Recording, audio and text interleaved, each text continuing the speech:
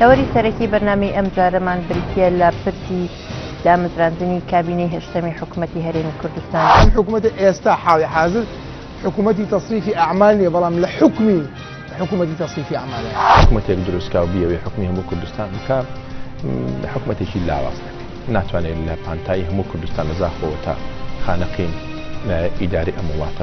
ئەرکێکن بەتەنها بە پارتی دیموکراتی کوردستان ئیدارە ناکرێن، ئەرکێک نین بەتەنها بە یەکێتی نیشتیمانی یان بە لایەنەکانی تری کە پێشتر و مامۆستا مەولود ئیشارەت کرا ئۆپۆزیسیۆن بن. کتلەیەکی براوەی ئێستا مستحقی حکوومەت بەپێی قانون دعوەتی خەڵکی دەکا بۆ حکوومەتەوە. کاتێک کە گلەیی لە سەرۆکی حکوومەتی هەرێمی کوردستان و برادرانی پارت دەکەن سەبارەت بە سلێمانی عەلی حاکەمەوە دەسەڵاتمان نییە.